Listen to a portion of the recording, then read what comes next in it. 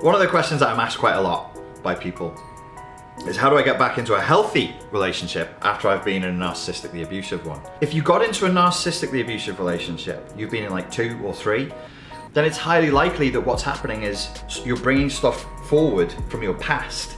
You were probably raised in an environment where your primary caregivers were tyrannical, were excessively demanding, boundary breaking, and they forced their needs into the space where you were supposed to be developing a sense of what your needs were.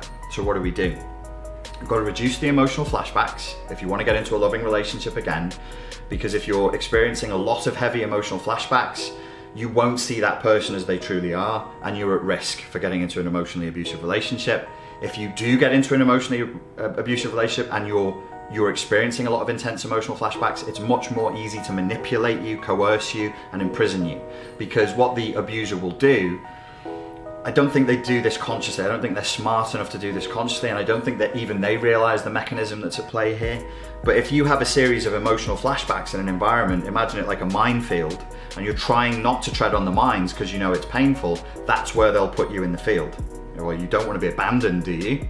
You don't want to be shamed, do you? You don't want to be guilt tripped, do you? So you have these like hanging swords, multiple swords of Damocles over you as you're trying to navigate your way through this minefield, and it lures you in to the abusive relationship and it traps you there. Because really what you should be doing is going, hey, this is not adult to adult respectful communication between 2 people who are on the same page, moving in the same healthy, loving dynamic, is it? No, I'm fucking out of here, which is what should be happening. That's not happening, right? When I was in abusive relationships, that's how I felt. I was like, this is as good as it gets. And in fact, I don't even thought this is as good as it gets. I don't think I even got that far. I think I just thought, well, this is what love is. This is what love looks like. Now that I have, and I'm like, oh, I kind of expect equal communication that is respectful and clear.